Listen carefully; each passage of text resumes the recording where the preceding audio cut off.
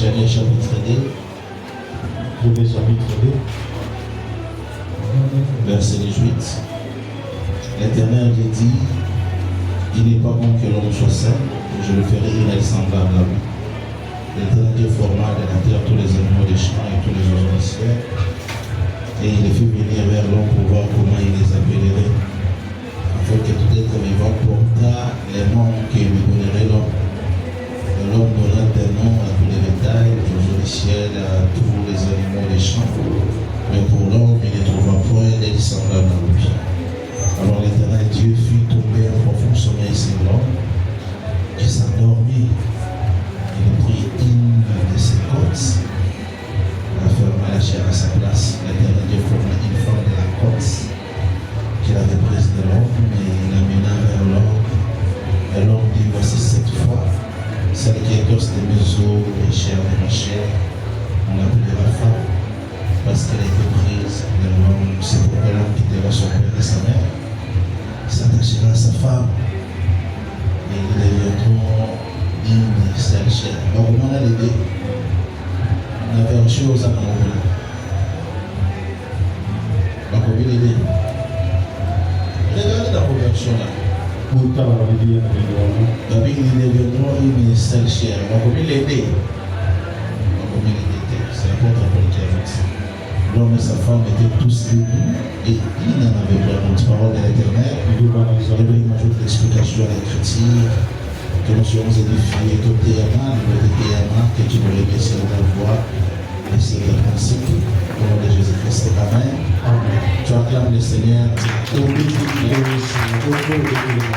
manifester la joie, il va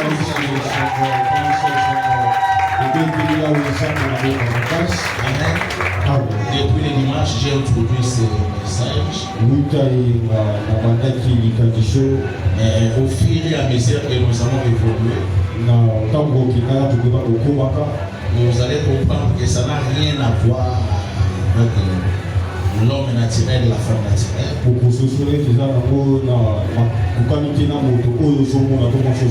Ça n'a rien à voir. Mais nous devons mettre la base, le socle, parce que vous êtes des esprits qui habitent un corps. Vous êtes dans un environnement, dans ce grand cosmos, qui est régi par des principes, par des lois.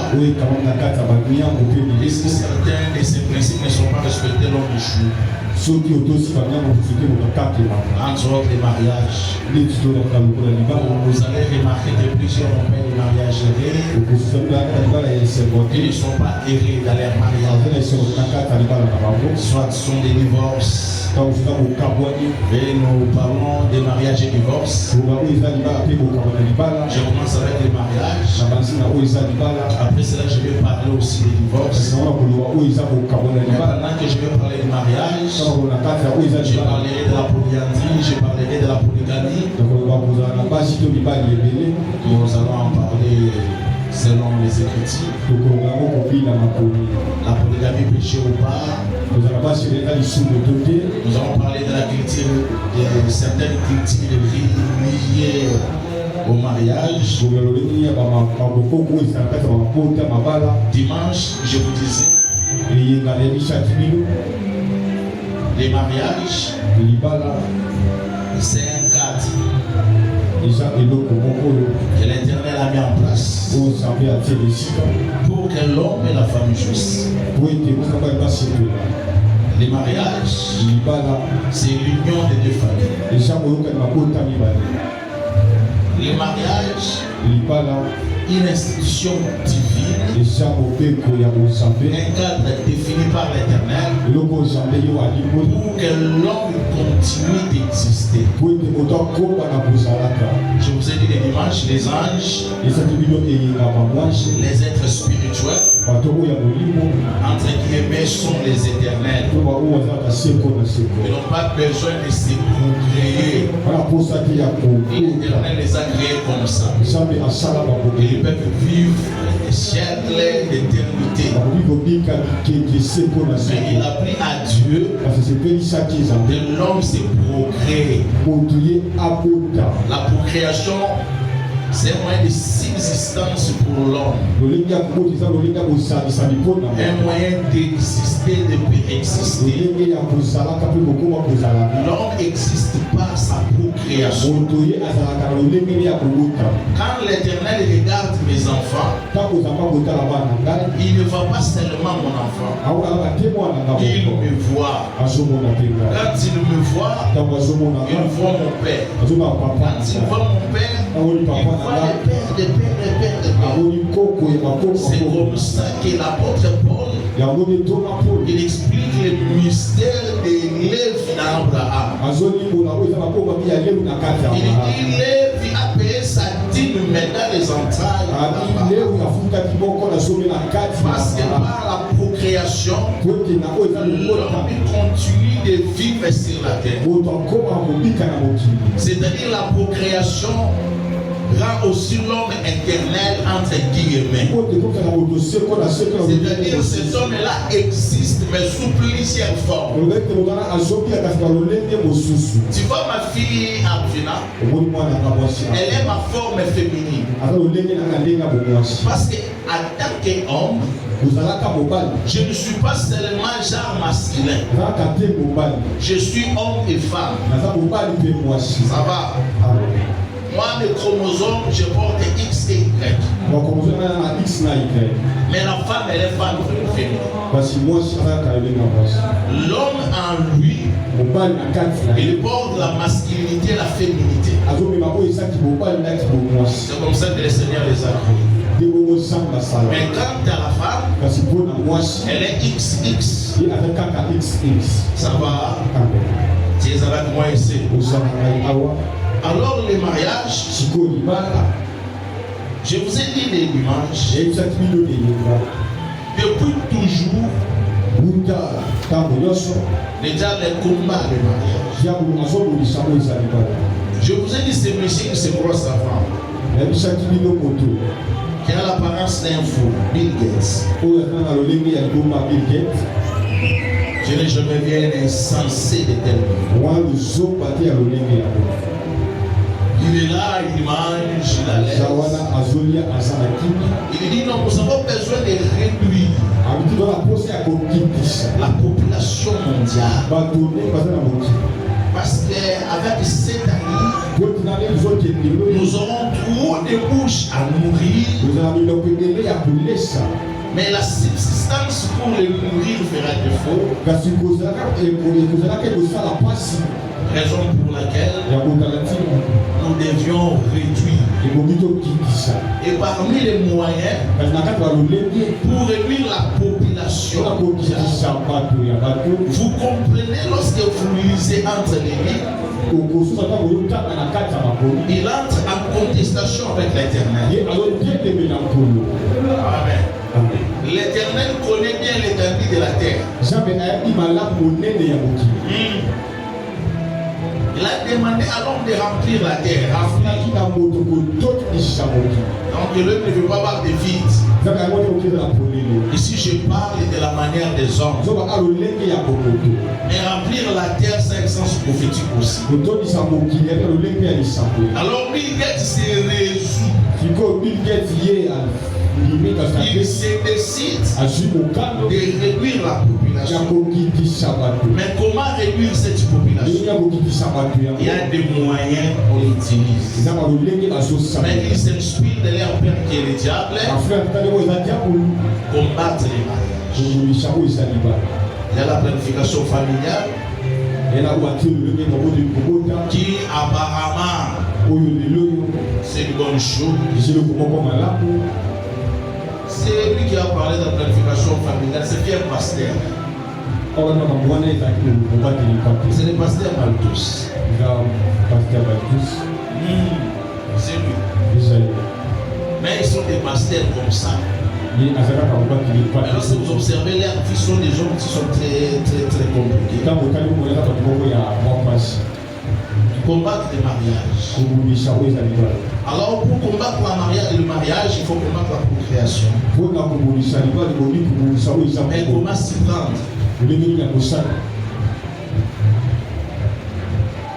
Comment s'y prendre?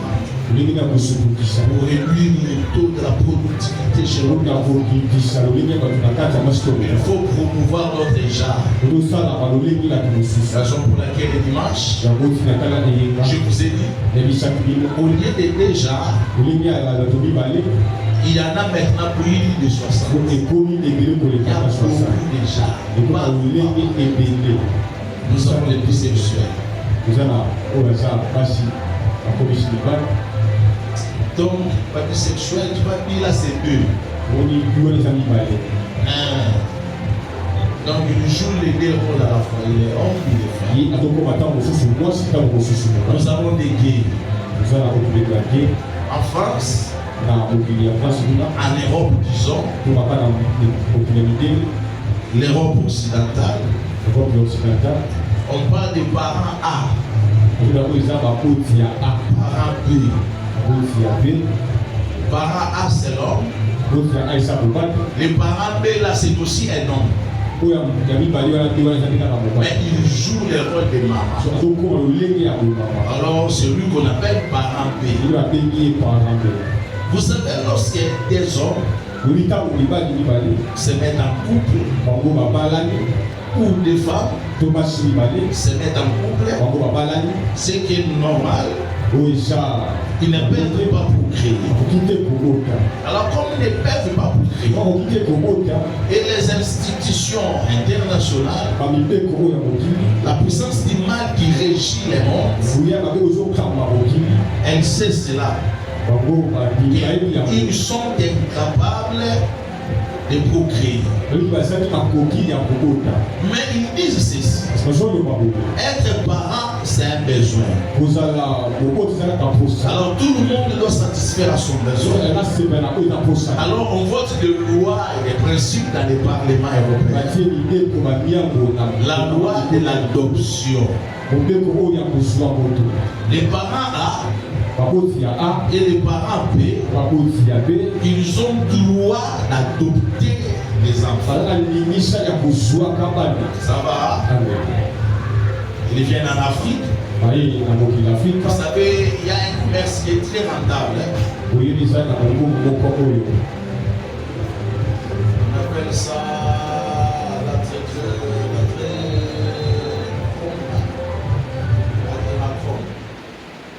c'est très rentable. Les trafics des petits enfants. Oui. Il y a des objectifs dans ces trafics. Soit on les revend auprès des couples gays, des couples lesbiennes. On va vendre ses enfants. Là, il a la chance. Mais s'il n'a pas de chance, on va prélever son sang. Mais pour prélever son sang, il doit être soumis à de fortes émotions, de fortes violences. Maintenant, quand il sera sous des pressions, son sang va libérer ce qui est au-dessus de l'adrénaline. C'est ce qu'on appelle l'adrénachrome là. Ça rend ivre plus que la drogue et tout ça, ça coûte trop cher. C'est alors qu'on fait des incisions sur les enfants, on relève le sang. Les grands de ces mondes sont dans ces choses. Alors, des parents qui sont gays, parents A, parents B, ils vont adopter un enfant. Un enfant de 2 ans. Mais cet enfant remarque que chez lui, dans la maison, il n'y a pas un homme et une femme. C'est lui ou celle qu'il appelle papa ou maman sont des individus de même sexe. Donc cet enfant n'est pas étranger à ces choses. Arrivé à l'âge adulte, Son réflexe normal n'est pas de chercher papa et maman. Non. Lui, son réflexe normal, il va chercher un homme comme lui. Si c'est une fille, il va chercher une fille comme elle. Amen. C'est-à-dire au fur et à mesure que le monde évolue, nous aurons un taux élevé des homosexuels, des lesbiennes. Pourquoi? Parce que c'est prophétique. Il faut qu'on tende vers Sodome et Gomorrhe. Dans Sodome et Gomorre, les homosexuels sont majoritaires. Amen. Les hétérosexuels sont minoritaires. Lot et sa femme, ils ont une vie normale de mari et femme. Mais le reste des Sodomes sont des homosexuels. Raison pour laquelle dans le Parlement européen, la majorité sont des gays. Est-ce que ça va? On peut évoluer un tout petit peu. Est-ce que tu me reçois? Si le mariage est une responsabilité, une responsabilité. Le mariage est une responsabilité. Le mariage exige beaucoup de maturité. Parce que là, il y a un combat prophétique. Toute la Bible, de Genèse, Apocalypse, c'est l'histoire du mariage. Il n'y a pas autre chose dans la Bible. Nous pouvons communiquer la pensée prophétique. Mais cette pensée prophétique, nous la communiquons à qui? À une femme, à un homme, à un jeune frère, à une jeune sœur qui n'a pas été préparé à la connaissance de ces choses. Si nous voudrions parler aussi de la manière de Dieu, pour que vous compreniez ces histoires. Je vous ai dit prier de 3 heures le dimanche. C'est ce que j'ai dit le dimanche. Sont venus me voir. Je dis, mais toi là tu n'es pas marié. Il dit, et c'est un problème. Il faut que les gens s'aiment l'église. Si c'était une personne, ça allait passer. Mais lorsqu'il y a plus de 3, mais te considère pour les mêmes choses, c'est-à-dire il y a une certaine ignorance qui plane dans ton tête. Et c'est cette ignorance que je vais chasser. Et mes jeunes sœurs et mes frères, supportez-moi un tout petit peu. Et vous aussi, vous allez me supporter. Car moi aussi, je vous supporte. Mes frères, je vais prendre 2 exemples de la Bible. Je vais prendre l'exemple d'Adam. Je vais prendre l'exemple d'Isaac. Tout d'abord, il y a un concept qui prête à confusion. Les païens emploient les jargons petit ami. Mais les chrétiens, nos frères et sœurs, pour que la chose soit légère, ils préfèrent parler de fiancés. Selon eux, selon vous là, et fiancé, cette fille-là, cette sœur, ces frères-là, qui t'a donné toute la poésie, qui a exprimé tout son langue-là. Donc si tu as accepté, en tout cas, vraiment, soir. Et puis, Lorsqu'ils sont pour les routes, c'est le premier rendez-vous. C'est la première fois que cet homme et cette femme puissent parler. Et quand les pasteurs passent par là, on sort. Comme moi, de nature, je suis crié. Moi, je demande toujours. Demande à aimer. Si je la trouve avec un monsieur, j'ai toujours posé la question. Oh père, oh mère. Et tu vois, il te dit non. Là, je ne parle pas des mères. Je parle de notre sœur. Je te dis non, papa, au fiancé.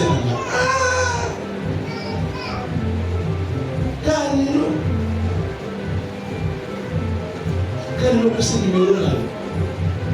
C'est aujourd'hui les messieurs fiancés. Il monte ses dessins avec la fille d'autrui. Si tu l'appelles, c'est quoi le problème? Ah, père, mon fiancé. Non. Non. La Bible n'appelle pas celle que tu as fait la promesse du mariage fiancé. Et fiancé selon la Bible la fille que tu as donnée. Ça va? Amen. Est-ce que vous me saisissez? Et fiancé. Et le monsieur qui était déjà doté. Mais en Israël, quand les jeunes hommes venaient douter, ils ne prenaient pas directement à l'exception de Rebecca. Ils ne prenaient pas directement ça. La famille resta à la fille pour préparer. Ça va? Amen. La conseiller encore. Qu'elle demeure encore auprès de sa maman. On doit apprendre comment elle doit aimer son homme. Ça va venir un certain temps. Après qu'on finit de la préparer, il y avait ce que nous appelons les noces. L'homme maintenant s'organise. On organise un grand festin. Il veut prendre sa fiancée. Donc cette fiancée qu'il vient chercher devient son épouse. Le jour où il y a cohabitation. Raison pour laquelle, est-ce que tu es avec moi? Est-ce que ça va? Raison pour laquelle la Bible dit ceci. Joseph était fiancé à Marie était fiancé à Joseph. Mais il n'avait pas encore cohabité. 2 Corinthiens chapitre 11 verset 1er à 2. Tu dis ça rapidement, on passe.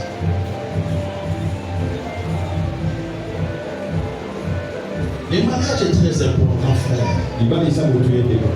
Quand tu n'es pas marié, tu souffres. L'homme ne peut pas vivre sans la femme. La femme ne peut pas vivre sans l'homme. C'est traumatisant.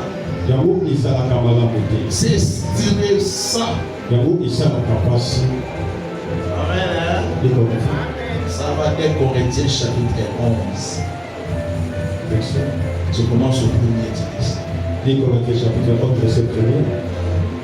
Oh, si vous pouvez supporter de ma part un peu de folie. Mais vous les supportez. Parce qu'il veut expliquer des choses spirituelles, des choses profondes, mais en employant le langage des hommes.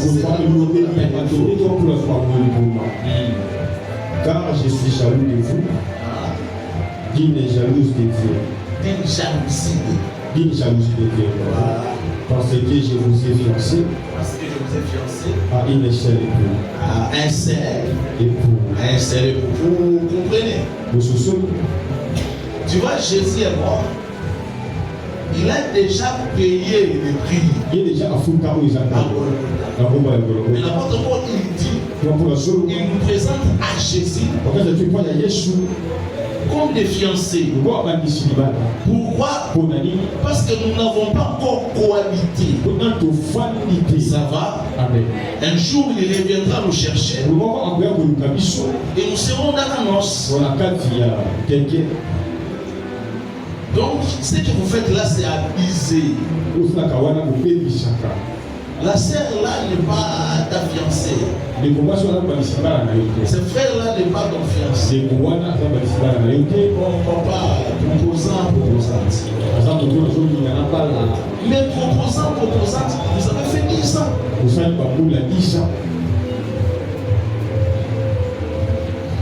Est-ce que tu es avec moi ici? Tu es avec moi ici, hein? Proposant, proposante, c'est déjà 5 ans. Il y a d'autres ici. Il est à sa 10e proposante. Il est déjà comme la 10 proposants. Et puis ce qui est grave peut-être dans la même église. Il est avec Chantal. Oui, ça peut ou ne pas tenir. Cela ne veut pas dire que si tu es avec Chantal, parce qu'elle est sœur à l'église, elle se comporte, tu dois être là, tu es non. Parce qu'il est frère, il est gospel, il est pasteur Anna. Non. Quand vous n'êtes pas encore lié, tu peux la quitter à tout. Et tu peux les quitter à tout. Ce n'est pas un péché. Sous le soleil, l'homme est à la quête du bonheur. Amen. Est-ce que ça va? Amen. Mais tu as compris quand même que le monsieur là n'est pas confiancé. Et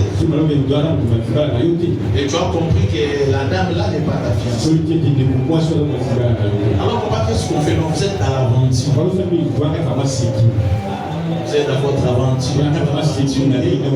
La sœur est l'aventurière. Donc c'est une raconte des aventuriers. Il s'amuse comme ça. Et curieusement, la sœur qui s'amuse ainsi, elle a plus de 30 ans. Oh. Tu vas voir les messieurs qui s'amusent comme ça, il a 40 ans.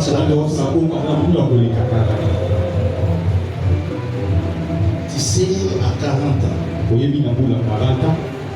tu n'es pas chez toi. Je ne vais pas parler de parcelles. Parce qu'à 40 ans déjà, tu dois avoir une parcelle. À 40 ans, tu dois apprendre à dormir tranquillement. Donc tu dors tranquillement, c'est-à-dire quoi? Je ne réfléchis pas sur ce que je vais manger demain. Je ne réfléchis pas sur ce que je vais me battre. C'est les bêtises. Je ne réfléchis sur rien. Alors je m'endors doucement. Je ne pense pas toutes ces choses parce que moi je sais que quand je vais me réveiller, je vais manger.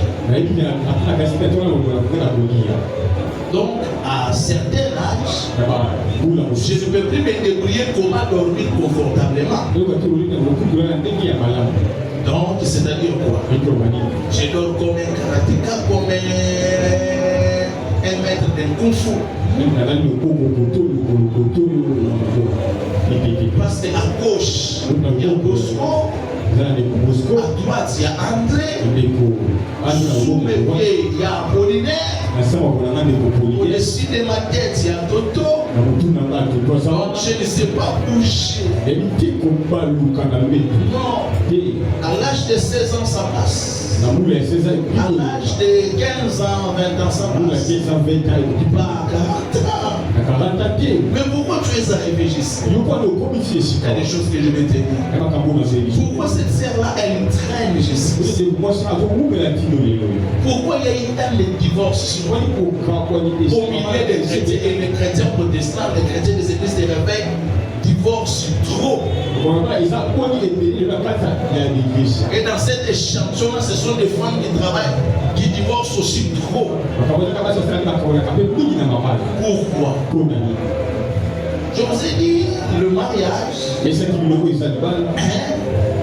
c'est un cadre de joie. C'est le moment où il y a un chèque. Dans les mariages, on ne peut pas être stressé. Il y a des mamans qui sont des sorcières, des femmes sorcières, des hommes sorciers. Quand l'homme revient de son boulot, il entre dans sa maison, ça commence. J'ai un défaut, j'ai une qualité, je ne sais pas si c'est un défaut, c'est une qualité. Moi, lorsque je suis fatigué, même si les enfants se battent ici, j'ai une mot. Je prends seulement mon phone, je me lève, j'entre dans la Moi je suis fatigué, je me lève un bon moment.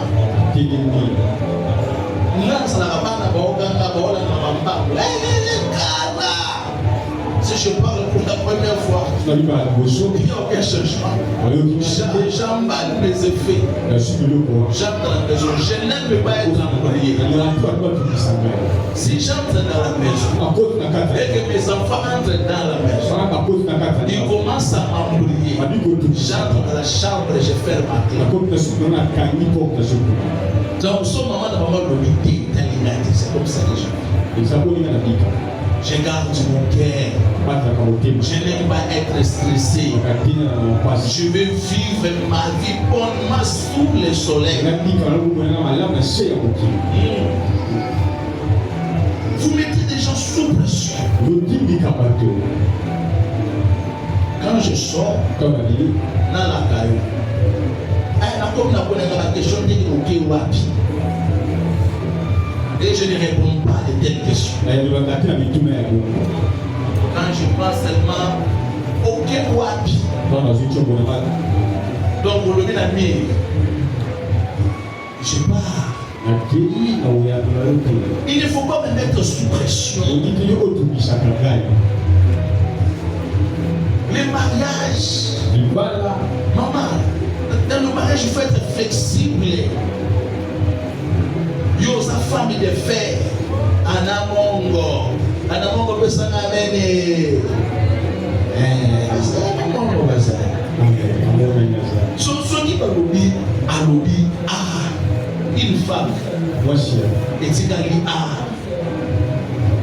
on t'explique maman mbongo ezate manabati dans cette maison on ne prend pas soin de moi. Mais c'est quoi ton problème? Même si tu parles, même si tu cheats, même si tu déchires les amis, s'il n'y a pas l'argent, il n'y en a pas. Des fois, il y a un bon Atika mon poche, après tu as la poche. Yo combolado.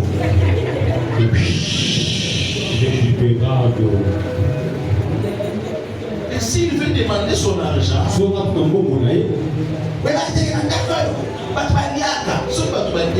mais c'est là.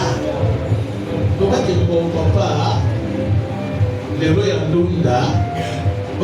Et quand tu prends comme ça, tu penses que l'homme n'a pas de besoin. Toi, tu prends tout. Et lorsqu'on veut t'interroger,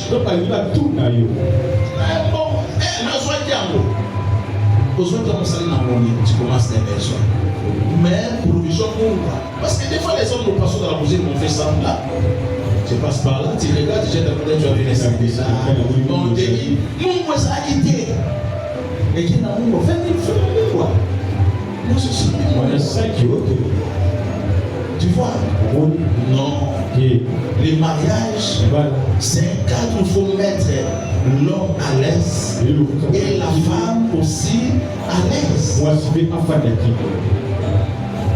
Ce n'est pas, tu confonds les choses. Tu confonds les choses. Vous savez, il y a des hommes qui sont des hommes animaux. Ils bêtent. Ils ne savent pas respecter la femme. Dans les mariages, s'il n'y a pas le respect, vous commencez à détruire quelque chose. Amen. Quand les messieurs vient, il habille, il sent mauvais, il se croit tout permis. C'est ta maison. Mais celle-là, c'est ta femme. Donc il faut avoir des réserves. Hey yo!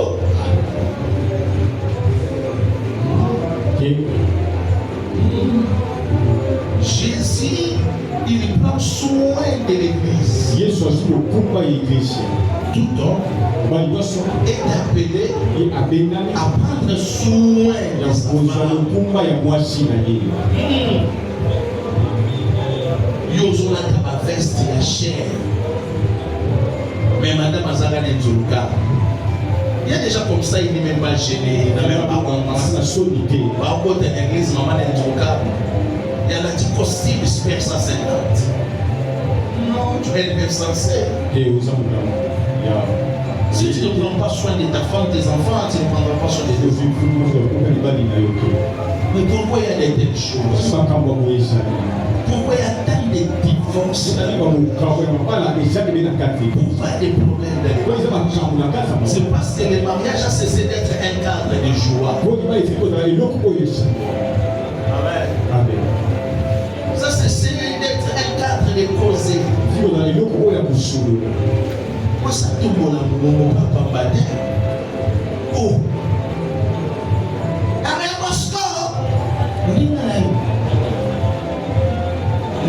Et tu parles là, tu tournes,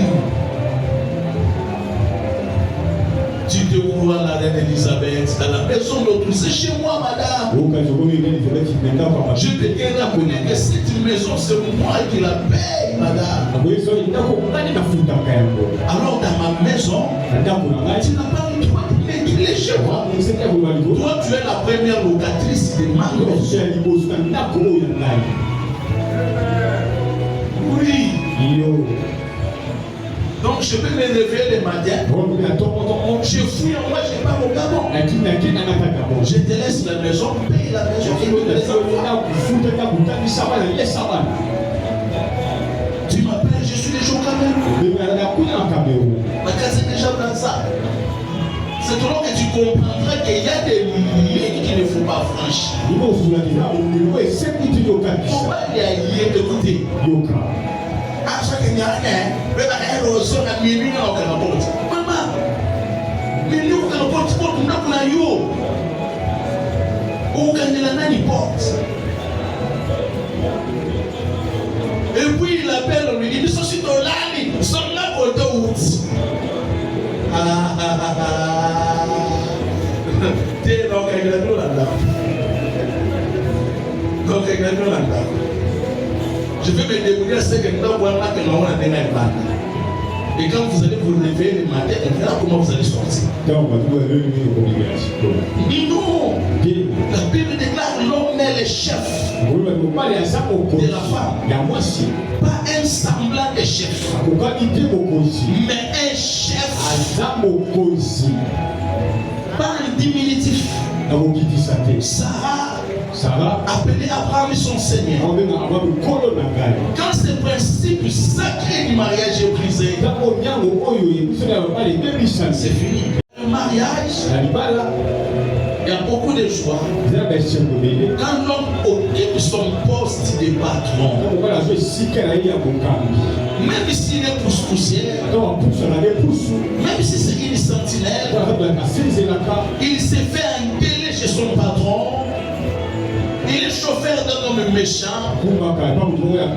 Il s'est fait humilier par son boss et la femme de son boss. Et quand il retourne chez lui à la maison, on le reçoit en roi. On le reçoit en seigneur. On le reçoit en chef. Il est apaisé. Amen. Les corps de la femme est sensible.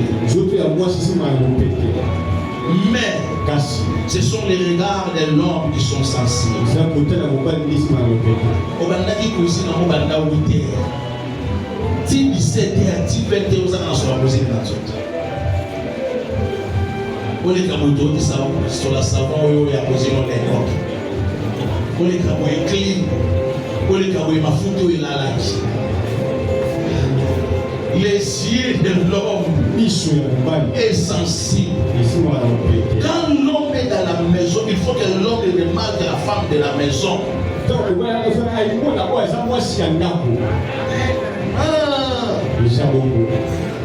Il doit remarquer ta présence à toi. Alors pour que l'homme remarque ta présence, il y a des choses que tu dois faire. Sentir bon. Voilà. Je sais, nous les hommes, nous parfumons rarement. Et toi, une femme, tu es devenue comme lui. Et puis, il ne brosse pas, Alors, quand l'homme l'autre revient fatigué, les gens vont demander ma soeur. Raison pour laquelle tu le vois, il fait 10 minutes, 15 minutes à la maison, il se dit, bon, on a qu'à la match, pas Roger, mais abonné ça. Il faut que il y a Roger, il faut que la Roger, non, nous ne sommes pas. C'est ça le problème. Donc nous devons vous dire ces choses. Nous devons vous dire ça. La femme doit sentir bon.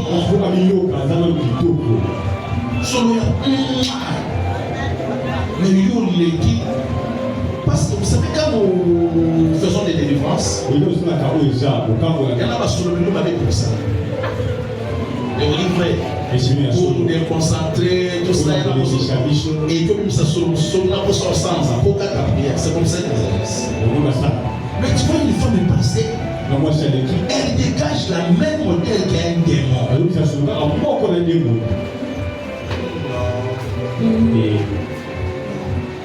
Dans ta maison, ne sois pas effacé. Sois un produit remarquable dans ta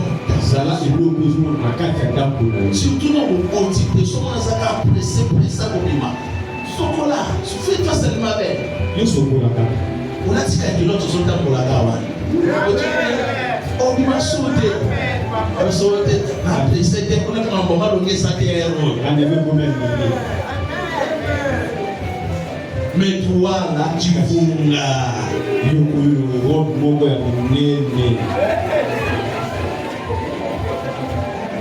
Amen. Ça va? Est-ce que tu me reçois?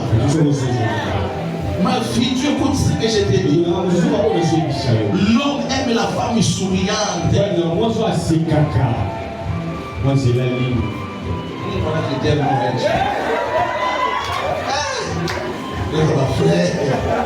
Tu l'as Cléo.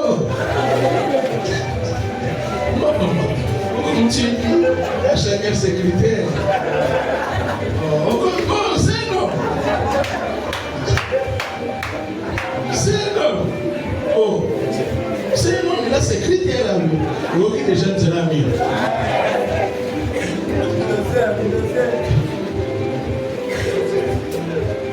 Ça c'est quoi non. La femme quand elle sourit autour d'elle tout rayonne. La femme va pas donner la joie dans son cœur.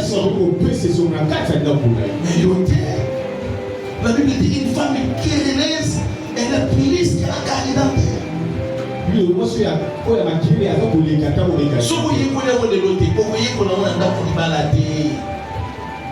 La nature est une seconde. L'habitude est une seconde nature. Chasser le naturel revient alors. C'est comme ça. Ça va être un quota. Depuis que les messieurs viennent te voir, surtout si c'est mon fiancé, on va appeler ça nous cadeau exemple. J'avais le bonjour, il y a 500 $.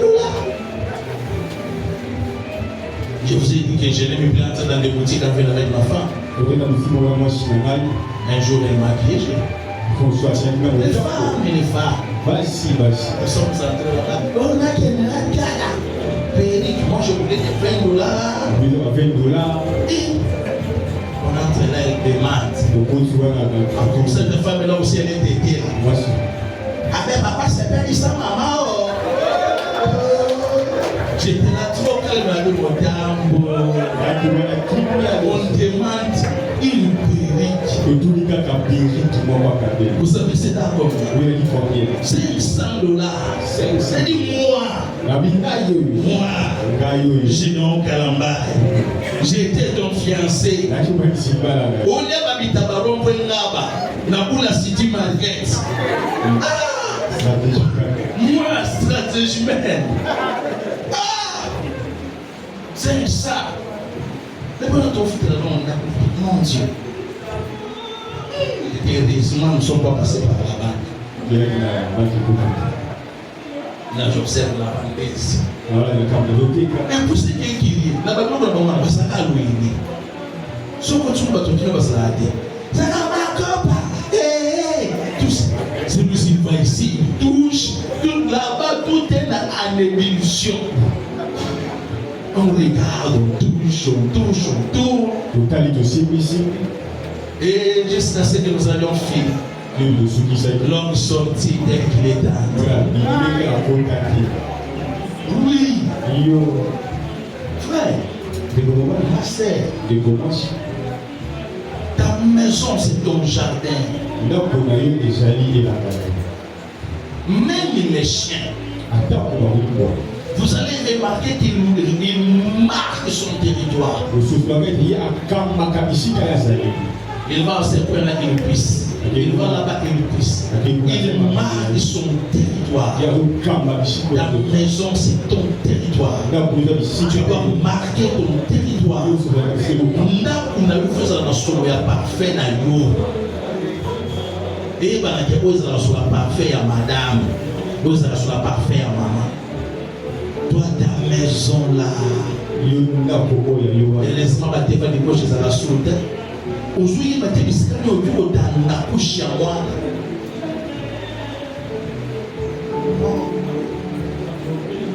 Tout homme, qu'il soit riche, qu'il soit pauvre, il cherche un cadre parmi. Mon frère, la femme, c'est un être sensible.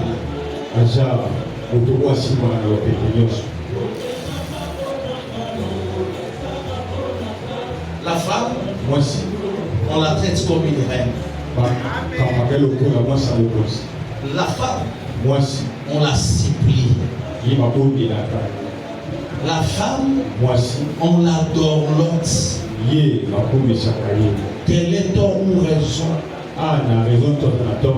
La femme, on la cajole. La femme aime des petits cadeaux.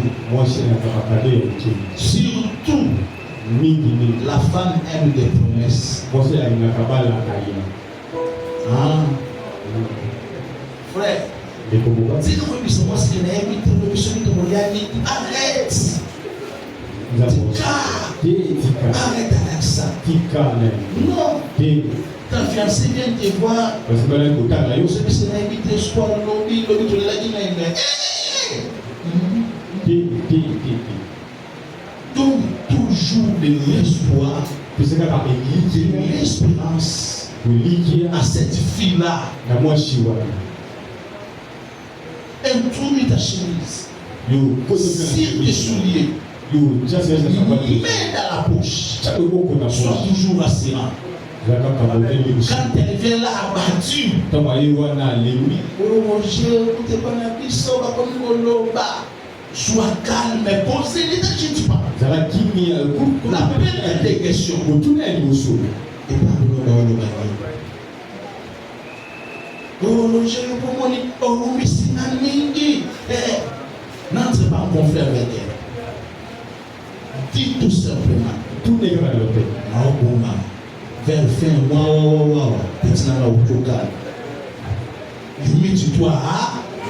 Yo sou qui la gata. Oh, Roger, yo no baraka pour choquer ses côtés. Toi, tu es là, tu commences à dire dans la famille passe là. Ah, petit nana, vous tous en marquant bois, puis sur mon la pour nous. Et sur mon bois, la conseil, tu dois la promettre.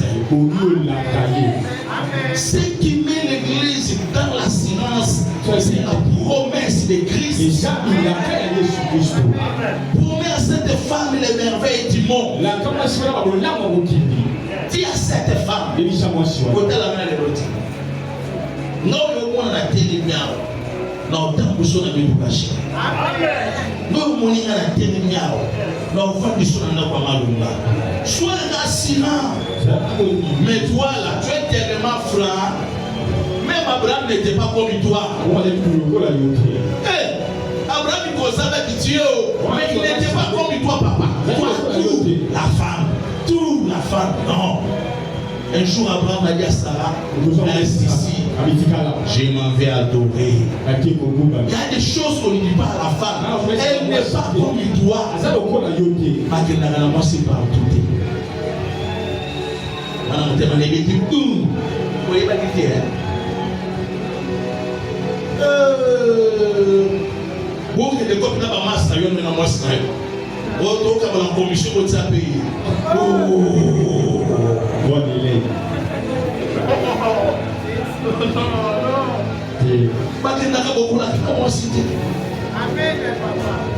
Tu dois la laisser. Ta femme est bénéficiaire du bitin. Vous voyez le bitin? Tu viens, tu la donnes à la femme. Toi, tu es à la croix avec Christ.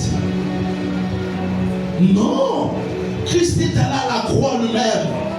Il s'est sacrifié et il a pris sa victoire et il l'a donné à toi, à sa femme. Moi, ça m'a dit en deux humanité. Oh, putain, tu t'en as pas été. À comment bénéficier? Oh, même si moi, ça vient de comment on va. Putain, nous sommes pas tapis, nous avons fait des sommes aucun ça chanteur, comment la chanteur. Amen. Le mariage, c'est un cadre de joie. Parle-toi comme un homme. Ne sois pas un paresseux.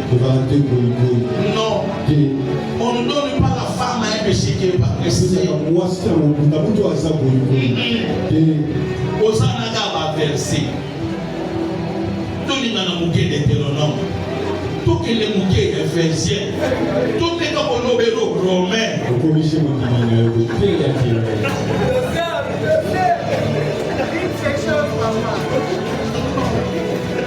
C'est ça les problèmes. Lis Genèse. Genèse 24.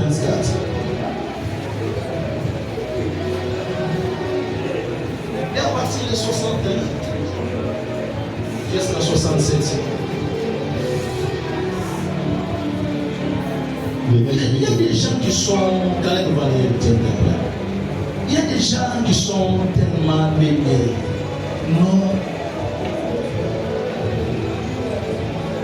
Un homme ne s'agit pas à Tampiaka.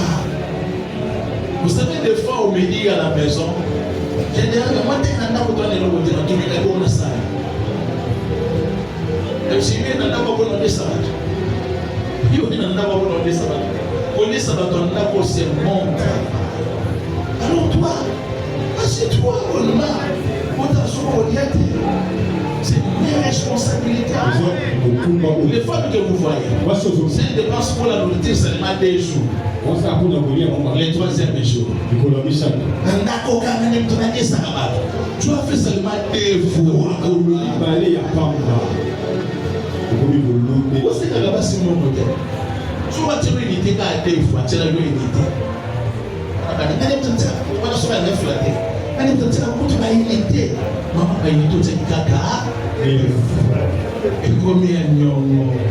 C'est d'aller en nature. Lis ça vite, je vais écouter. Genèse chapitre 24, verset 67. 71. Verset 61. Rebecca s'éleva avec ses servantes. Elles montèrent sur les chameaux et suivirent l'eau. Et les serviteurs amena Rebecca et Rebecca, que tu vois là, Rebecca au jour. la Bible déclare qu'elle était belle de taille, belle de fille. Mais il était passé on ne sait pas. Mais nous prions seulement. Ceux qui paient les amis, nous avons besoin de voler les bateaux. Nous avons besoin de nous soutenir sur la zone. Tout bon. Et c'est le cas de la team moto. Mato est mal côté de Gabanda. Si l'habitude sur ces qui tout courir. Il y a ça qui peut mourir. Tu évites de couler les choses des amours. Sur les chocolats, c'est le meilleur ou un monde de chocolat.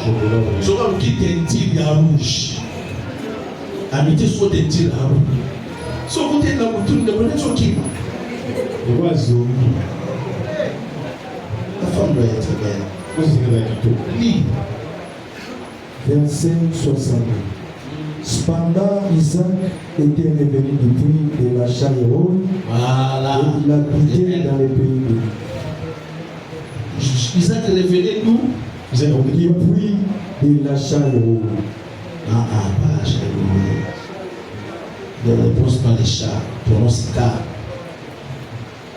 Kachayo, la Cairo, Voilà.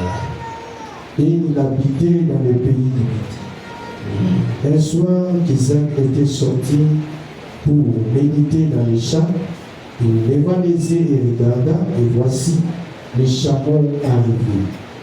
Rebecca leva aussi les yeux, vit Isaac et les amis de son champ. Elle dit au serviteur, qui est cet homme qui vient dans les champs à notre rencontre?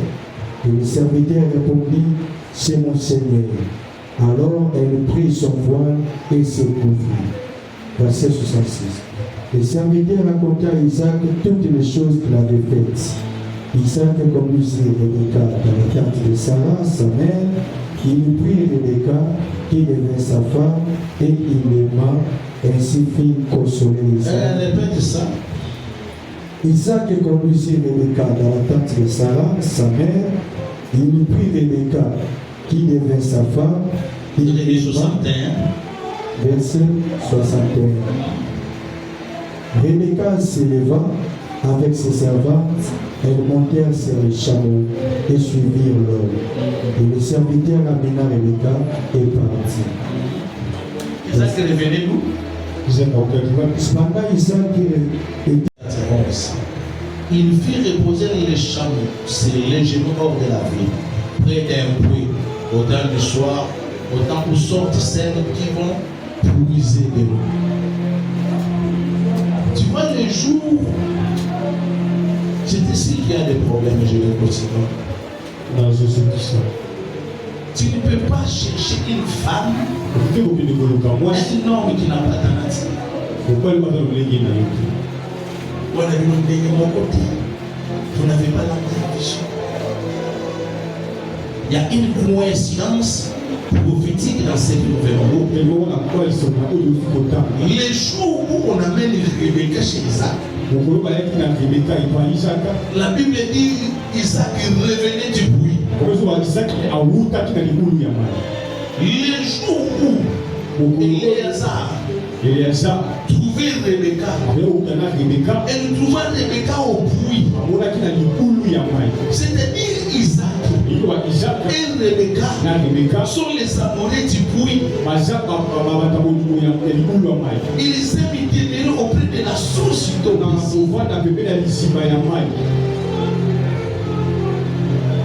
Amen. Toi, tu es là. Tu as besoin d'une femme. Il faut ta nature à toi. Raison pour laquelle, pour conserver la nature d'Adam, Elohim n'a pas cherché Ève ailleurs. Elohim a cherché Ève dans Adam. C'est-à-dire Ève est la partie d'Adam. Amen. Amen. La meilleure femme de ta vie, elle doit être toi. Amen. Que soit la manifestation de tes rêves, la manifestation de ton songe, du plus profond de ton sommeil. Ma sœur, l'homme de ta vie doit être toi.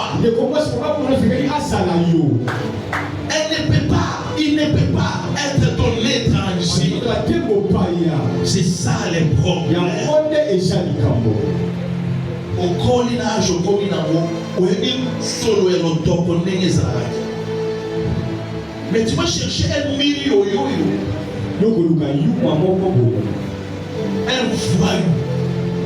un aventurier.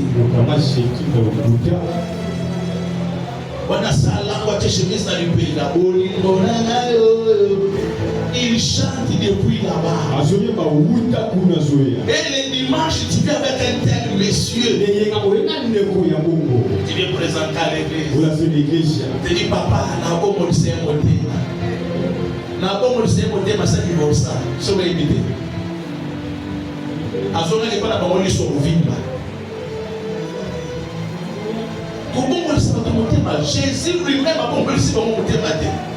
Il a fallu que le Saint-Esprit vienne pour battre mon invité. Malgré la prédication puissante de Jésus, les hommes se laissent incrédules. Tu dois trouver ta nature à toi. Vous devez partager les mêmes valeurs avec la femme et ta raison pour laquelle nos parents n'aimaient pas cette recherche de femmes dans d'autres tribus. Et c'était très important. Avec la femme, vous devez partager les mêmes valeurs. Et tu veux dire qu'il y a quelle ta coupé. Et pas la banque ça normal.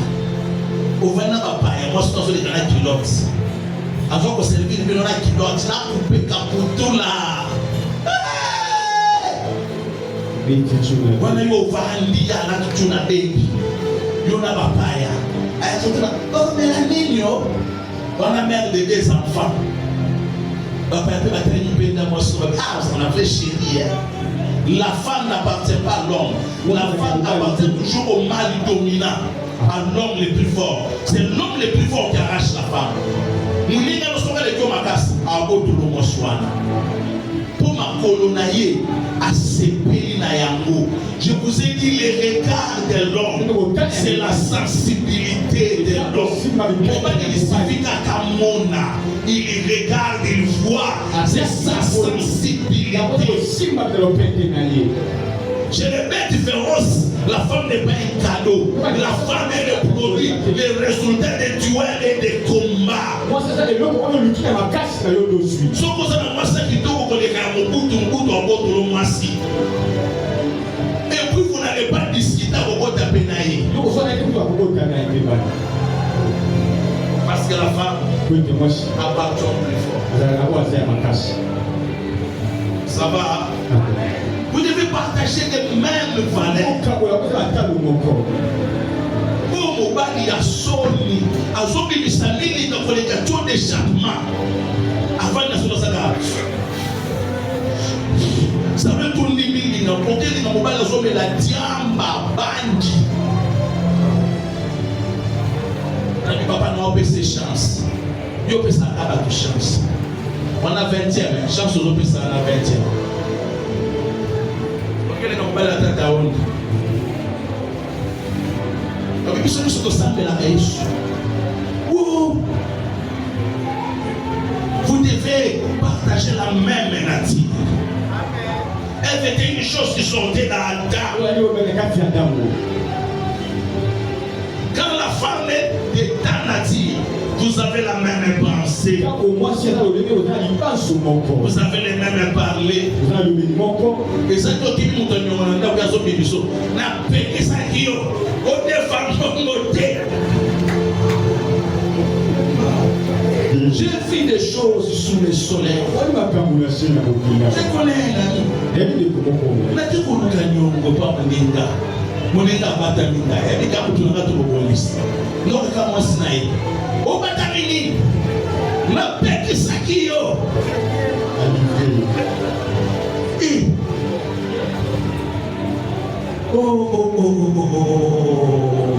Tu dois vivre avec quelqu'un qui est prêt à mourir pour toi. Un homme et une femme qui est prêt, qui est prête à payer le prix le plus fort à cause de toi. C'est ça la Bible déclare. Je vais continuer par Isaac, avant d'emmener Rebecca dans la danse, il est allé dans les champs méditer. Écoute-moi, ma fille. Tout homme a un besoin de lui, c'est de rester seul. Il y a des temps où l'homme aime être seul. Il y a beaucoup. La banalité, la moissité, avant dit, il y a beaucoup. La responsabilité. Mais il y a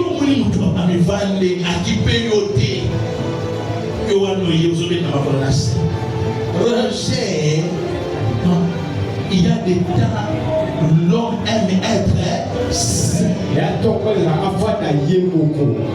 Oui, c'est la nature de l'homme. Il y a des fois, il doit rester lui-même. Surtout sur un prophète. La personne qui là.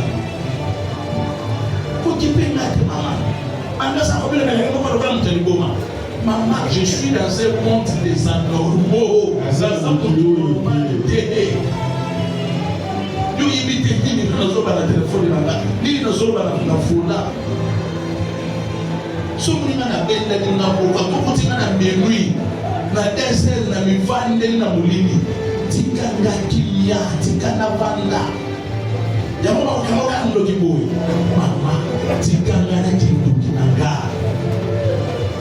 C'est dans le silence que viennent des formes d'inspiration.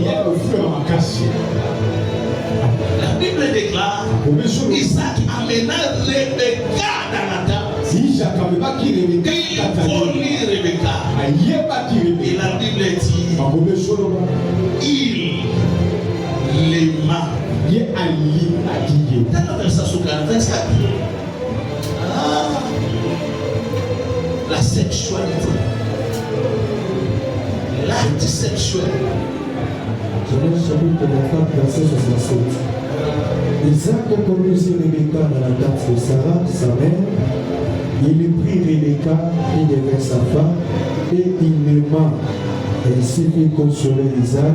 Et il après qu'il ait mené Rebecca dans sa tente. Qui devait sa femme. Qui devait sa femme, et il fait quoi? Et il l'aima. Ah. On ne blague pas avec l'acte sexuel.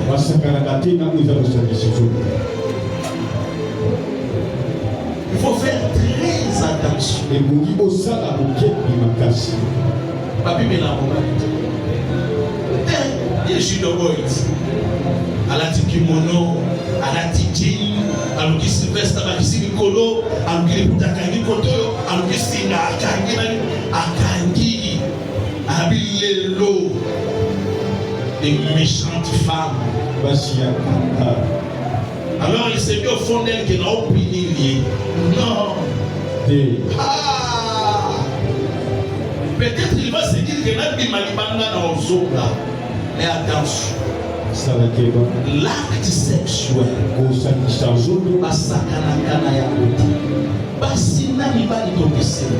Il y a une autre femme, tu pars avec elle, c'est fini. Quand Isaac est parti avec Rebecca, c'était fini. Il y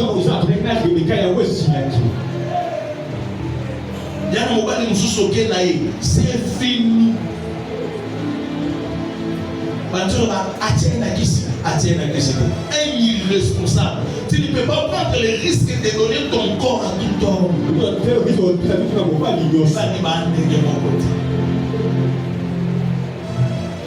Il y a un homme qui part avec toi. C'est fini.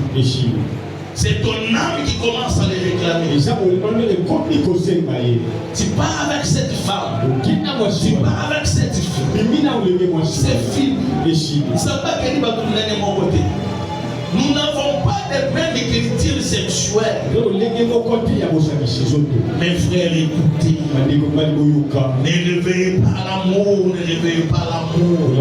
L'acte sexuel est l'une des choses qui réveille l'amour.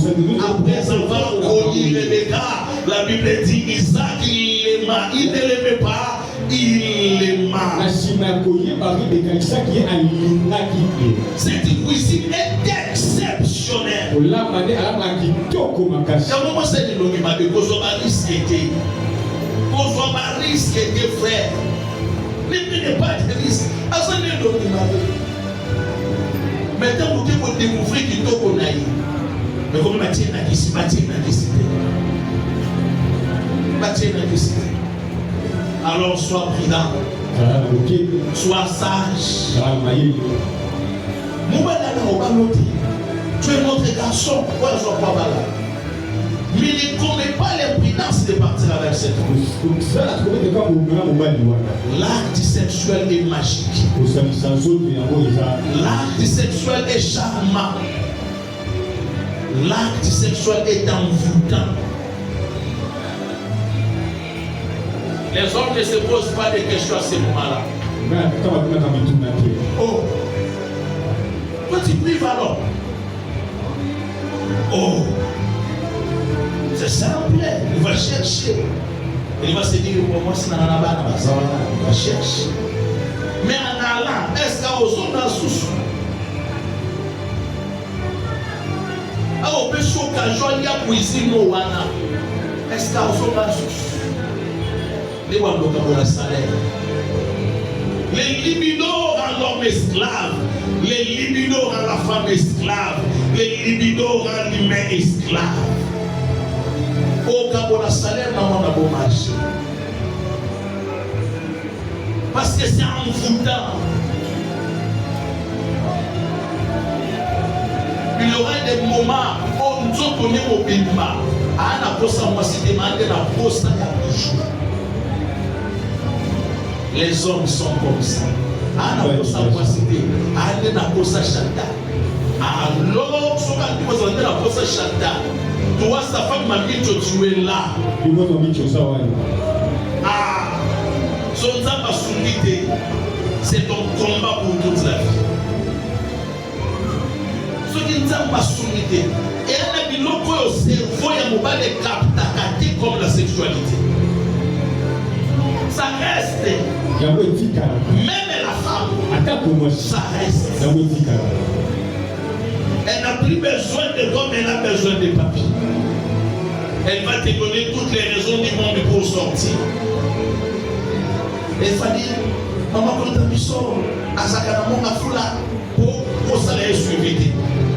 Abino, Bandela, Gambela, na leke ba Tichou na Matumonga Fula. Dans cette maison-là, elle a tout. Mais la sexualité est envoûtante. Gardez vos corps. L'homme est engagé dans la sexualité. La partie émotive de l'homme et de la femme est engagée dans la sexualité.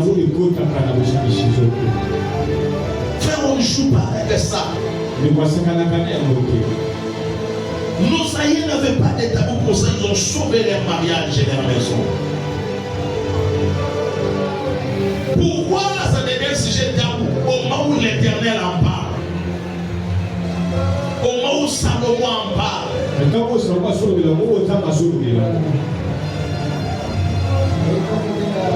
c'est pas le long d'un trophée. Ah, ça va pas passer.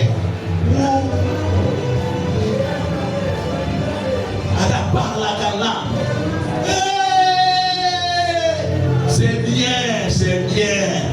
Yo salam lo salamana. Ya banazo parla là. Ne t'en fais pas. Dans toute la Bible, un seul homme, depuis Genèse, dit Apocalypse, un prophète, un seul homme a dit mal pour son voici un seul. Vous savez pourquoi? C'est Joseph. Vous savez comme dans son mari. L'homme aime la femme. Quand Abraham, Sarah propose à Abraham, tu ne vas pas agarrer là. Abraham appelle son Agar. Oh, tu vois. Oh, Abraham a béni le Seigneur. Il a dit, waouh. n'a pas hésité. L'homme mène la femme. Donc c'est une même folie. Tu prives alors. Et l'homme a la capacité de gérer 1000 femmes. Oui.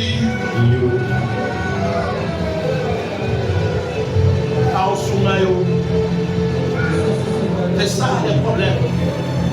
Et à votre côté les hommes, une femme insatisfaite est une bête sauvage. Contrôlez ce que vous mangez. Je vous ai dit plusieurs produits pharmaceutiques, je ne sais pas là, sont féminisants. Ça détruit l'homme. Mon père a sa canapololo et belé dans notre soukanité. Non. La drogue détruit l'homme. L'alcool détruit l'homme.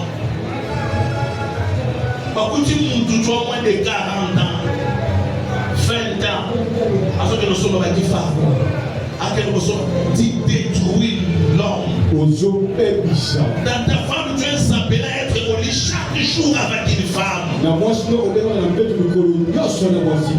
Et c'est pas facile.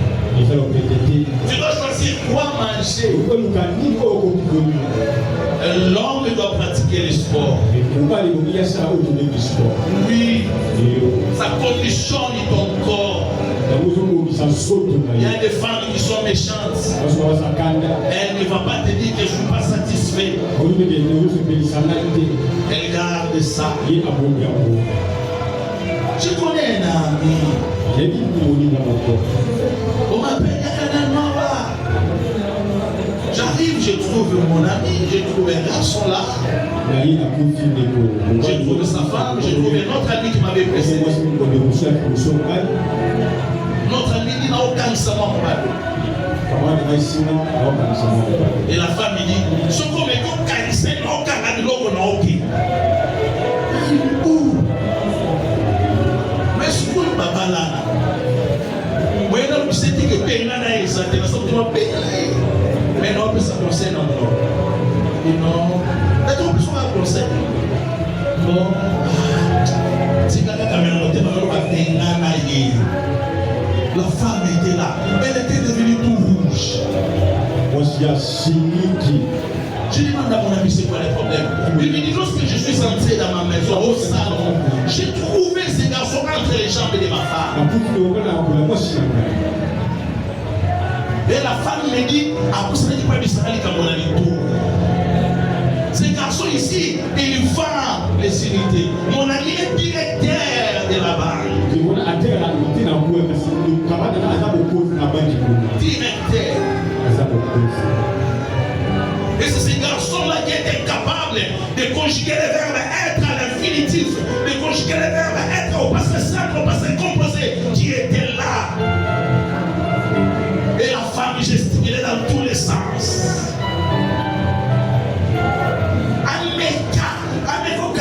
Oh mon Dieu, je vais ça. Mais nous, mais tout ça ne peut pas chiffrer.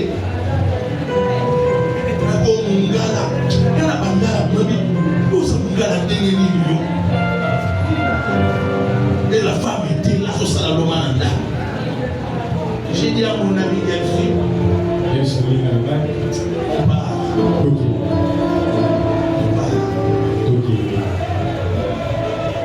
Tu ne peux pas épouser une femme si laquelle tu n'exerces pas ton autorité.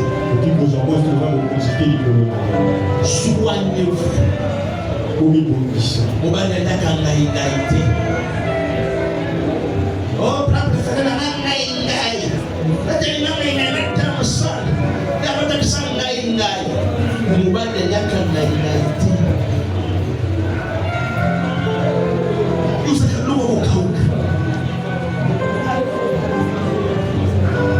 Ça va. Est-ce que tu me reçois? Nous devons dire ces choses pour épargner vos maisons.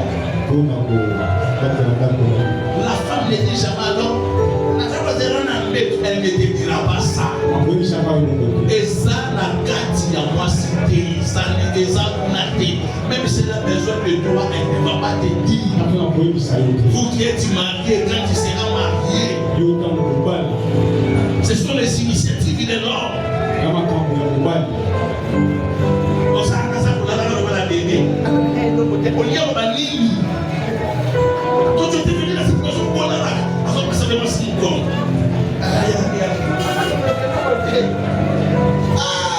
Non.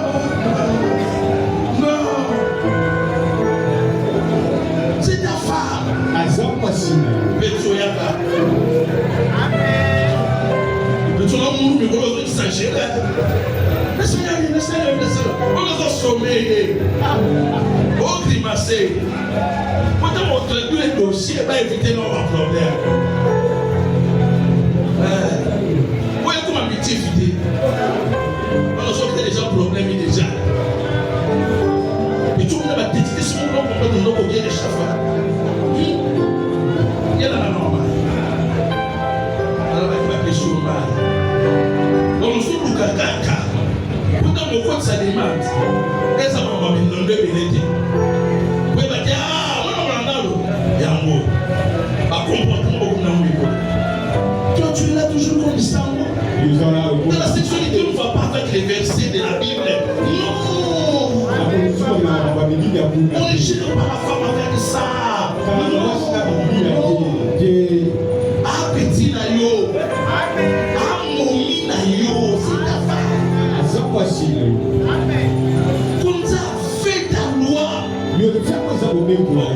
Pour ça, tu nommes des président. C'est toi le président là-bas.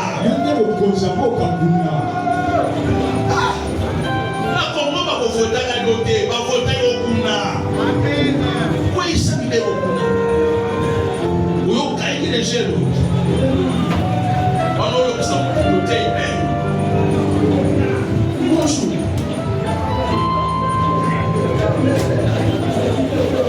Voilà la stratégie. On ne se voit qu'à pas. Mais toi, raison pour laquelle tu as vu trop de divorces auprès des chrétiens. Pour qui s'en va à Bolingo. Boboto, Ondeko, Maman Olobini. Où est-ce que Olobini? Qu'est-ce que c'est Bolo? Oh, vous ne m'avez pas la femme. Yo Olobini, yo attaqué.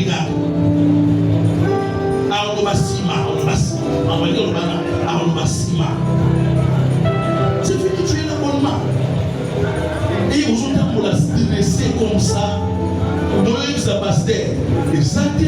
Moïse la bannière du solo. Exact. Torturé dans sa propre maison. Un homme insatisfait. C'est terrible. Et c'est pour ça qu'il y a des babana. Comporte-toi comme un chef. Appelle-la, c'est ta femme. Moi, si vous voulez, non. Écoute, quand vous allez ma proposant, après t'imposer, tu appelles les rendez-vous à 12h, les à 12h. Je ne vois pas 13h de côté de compréhension. Voilà, tu as des concerts, nous sommes ici, je suis dit pour 8h. Parce que c'est là, quand tu te prends pour qui? Mais quand nous allons à 12h moins, nous allons à 3 minutes, vous savez quoi? Ok, j'ai décidé pour 8h, quand tu te prends pour qui? Quand tu te vas transporter, il faut que tu transportes tes corps d'ailleurs. Billet. On a été au baladi, à Eric, à Gamboye, à Linaramote. Mais vous savez quoi? Qui vous le voyez là-bas? Et ça, non.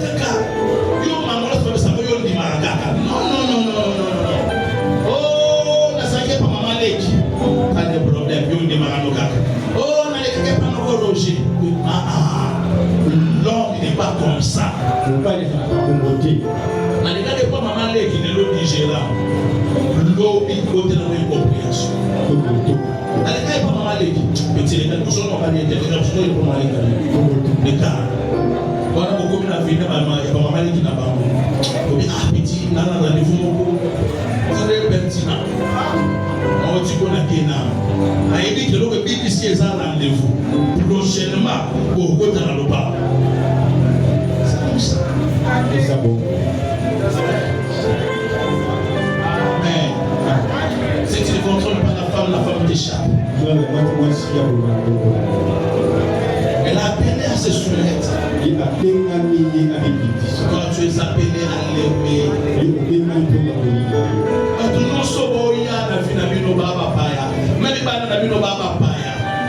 c'est le mystère de l'amour.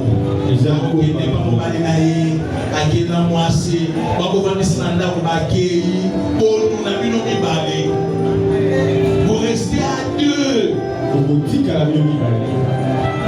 Pourquoi gâcher tel cadeau? Je retire l'anniversaire. La vie que Dieu nous a donnée est précieuse pour être gâchée. Le mariabilité chez la femme, c'est très important. Moi, ça a alimenter à lobby, pas béni d'ami de fer. À lobby, de ce que le métier à Yuana. Mais c'est tout au monde en gâté. On se met sur les chevaux. Non, moi c'est famille qui dit ça. Alors on est dans la tête, on a so. Après on est dans la tête. Non non mais maman. Vous savez c'est pas la 18 ans à 40 ans. Soit téléphone, bengaï. Alors Bosco, Bosco, ça me trompe, c'est beaucoup qui dit ça. Mobile n'a pas même guerre.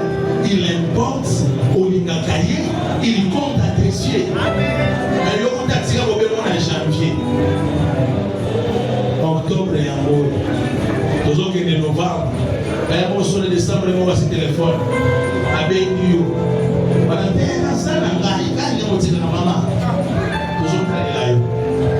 Yo, toujours aller là. Au bout de tout, on va dans 50 ans. Popolo, atafasone Apollo ba, Popolo. Oumi qui dit ça, toi tu es tellement orgueilleuse. Vous savez Rebecca a arraché les plus grands des hommes de la Bible d'Isaac. C'est Seigneur, la flexibilité. Et les gens maintenant pour sa maille. Maïsa, va au tournoi à l'Oulo, à Poupi. Le roi qui s'est là, quand il est tondi, apprécié, ça n'a déjà pas chambre à la maille. C'est même ça que vous avez chambre à la roue. Au début, ça va en paix maïté. Alors, le roi qui s'est là, un jour, mais ça va chambre. C'est ça. Non, ça s'est raté, béni. Pas ça. Non. Ça veut dire qu'on dit ça, on dit ça. Quand on parle avec toi, quand quelqu'un parle avec toi, il sent que tu es douce. Il y a un moment qu'on appelle un téléphone. À la maison, un pasteur, un abbé. Quelle brutalité là, il y a un bébé. Allô, Olobini.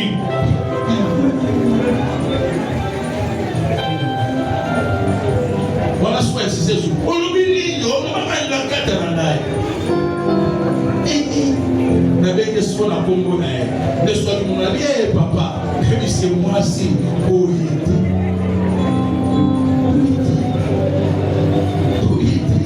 c'est ça. Que le Seigneur vous bénisse.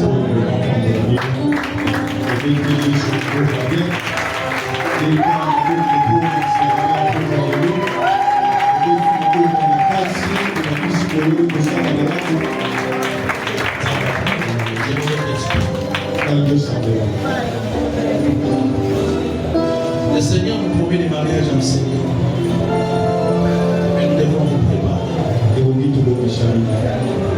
Prie, demande à Dieu.